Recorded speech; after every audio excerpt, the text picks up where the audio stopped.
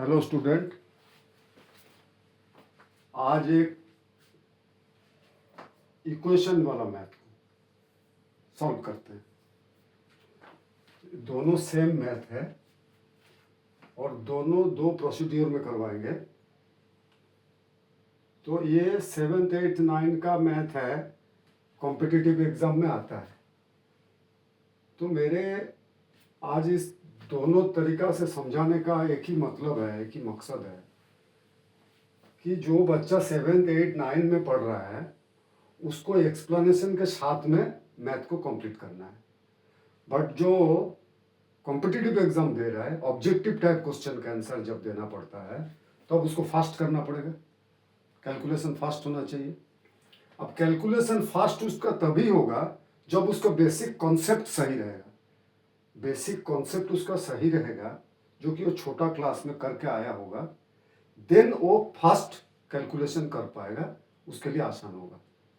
Basic concept अगर उसका सही नहीं रहेगा, पहले से कमजोर रहता है, देन वो फास्ट कैसे कैलकुलेशन करेगा, नहीं कर पाएगा। तो इन दोनों मैथ को हम एक बार समझाते हैं और थोड़ा सा पेशेंस के साथ में समझने की कोशिश करिए। एक मैथ है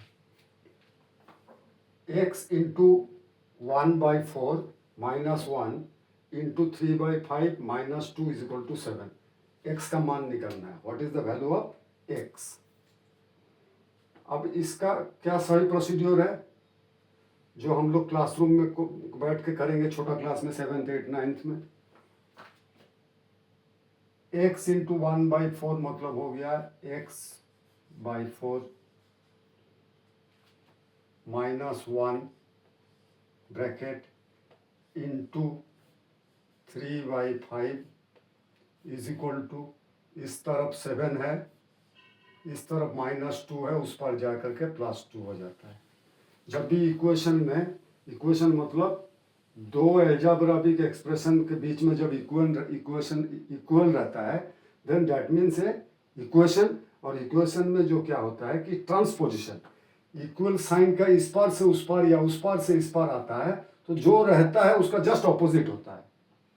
ये आप लोगों को पता है, और पता नहीं है तो पता अभी सीख लीजिए। तो ये -2 +2 हो गया, तो देने हो गया 9। और ये 7th का बच्चा है, -1 into 3/5 is equal to 9। Next line में क्या करेंगे, x/4 minus 1 is equal to 9 है, इंटू 3/5, उस पर जाके क्या हो जाएगा, यहाँ पर क्या रिलेशन है, मल्टीप्लीकेशन, उस पर जाके हो जाएगा डिवाइडेशन। 3/5 डिवाइडेशन मतलब 9 डिवाइडेड को अगर मल्टीप्लाई में कन्वर्ट करते हैं देन रेसिप्रोकल हो जाता है। 3/5 हो जाएगा 5/3। x/4 minus 1 is equal to 9 into 5/3। 3 1 जा 3, 3 3 जा 9, कितना आया, 3 5 जा 15। x/4 minus 1 is equal to 15 और x/4 इज इक्वल टू क्या हो जाएगा, 15 -1 उस पर जा करके +1 is equal to 16। Then x/4 is equal to 16। x/4 is equal to अगर 16 है, x/4 is equal to 16, then x is equal to 16 x/4, x/4 is equal to 16, x के साथ में डिवाइडेशन में था, उधर जाके हो जाएगा मल्टीप्लीकेशन, मतलब 64। यहाँ पर इसको क्रॉस मल्टीप्लीकेशन भी बोलते हैं, क्रॉस मल्टीप्लीकेशन। सेम चीज है, x डिवाइडेड बाई 4 है, 16 उस पर है, 4 इस पर डिवाइडेशन में था, उस पर जाके मल्टीप्लीकेशन हो गया, x is equal to 64। x is equal to 64 निकल गया, x इज इक्वल टू 64। ठीक है, ये तो हो गया बेसिक। अभी इसी चीज को देखिए फास्ट करने के लिए प्रैक्टिस करना पड़ता है, कॉन्सेप्ट सही रहेगा। तो हम लोग क्या करेंगे, इसको x/4 -1 into 3/5 is equal to, ये 2 जाके उस पार जाएगा 9 हो जाएगा। नेक्स्ट लाइन में इंटू 3/5 अगर उधर जाता है तो क्या हो जाता है, रेसिप्रोकल 5/3 हो जाता है। इक्वल साइन के इस पार उस पार जाने पर क्या होता है, मल्टीप्लिकेशन, मल्टीप्लिकेशन इस पर जाकर के क्या हो गया, डिवाइडेशन। तो हमारा ये कॉन्सेप्ट अगर सही रहेगा तब हम इसको कर सकते हैं ना कि ये उस पर जा करके 9 5 जा 45 divided by 3 is equal to 15 आएगा। ये मल्टीप्लिकेशन उधर जाके डिवाइडेशन होगा, डिवाइडेशन को मल्टीप्लाई में कन्वर्ट करेंगे तो 5/3 हो जाएगा। 3/5 इंटू 5/3, 5/3 मतलब 45/3 इज इक्वल टू 15।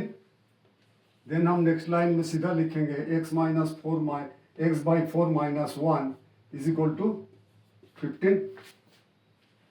फिर x/4 इज इक्वल टू 16 और x इज इक्वल टू 16 4 जा 64। ठीक है, सेम मैथ को हम लोग कम समय में किया, और कम समय में करना है। जब आप लोग करते रहिएगा, प्रैक्टिस करते रहिएगा, कॉन्सेप्ट सही हो जाएगा, फिर एक ही लाइन में इसका आंसर निकलेगा। 2 जाके उस पर जाएगा 9 हो जाएगा। 9 9 5 जा 45 डिवाइडेड बाई 3, 45 डिवाइडेड बाई 3 मतलब 15। 1 चला गया, 16 हो गया। 1/4 x/4 is equal to 16, then x is equal to 64। ये 2 लाइन में मैथ खत्म हो जाएगा। तो जब बच्चा क्लास 10 पार करके जाएगा उस समय उसका कॉन्सेप्ट सही हो जाएगा। वो क्या है कि 2 लाइन में कंप्लीट करेगा, ऑब्जेक्टिव टाइप क्वेश्चन के आंसर में 64 में टिक मारेगा। वो लिखेगा कम, सोचेगा ज्यादा, क्योंकि उसका कॉन्सेप्ट बना हुआ है। तो इसलिए हम ये दोनों मैथ एक एक्सप्लेनेशन के साथ में और एक शॉर्ट में 2 तरीका से समझाने की कोशिश कर रहा हूँ। आप लोगों को गौर से देखिए। और ये साइन चेंज वगैरह के बारे में कोई कंफ्यूजन है अगर 7th 8th के बच्चों में, तो जान लीजिए कि इक्वल का इस पार से उस पार जाता है तो ट्रांसपोजिशन होता है। दैट मीन्स साइन चेंज हो जाता है। इधर मल्टीप्लिकेशन में है, उधर डिवाइडेशन हो जाएगा। प्लस में है तो माइनस हो जाएगा। तो वो कॉन्सेप्ट अगर बना रहेगा तो हम लोग एक ही लाइन में इसको सॉल्व करके x इज इक्वल टू 64 निकाल सकते हैं। ठीक है, अगर अच्छा लगा तो सब्सक्राइब करिए और कमेंट बॉक्स में क्वेश्चन लिख के भेजिए। इस टाइप का और भी बहुत क्वेश्चन है, इसको दोनों तरीका से समझाएंगे, तब धीरे धीरे कॉन्सेप्ट बढ़ेगा। खास करके 7th 8th 9th 10th के बच्चे के लिए, क्योंकि 10th जाते जाते ही बोर्ड आ जाएगा, उसके बाद कॉम्पिटिटिव एग्जाम में बैठना ही है। ठीक है बच्चों, देन गुड बाय।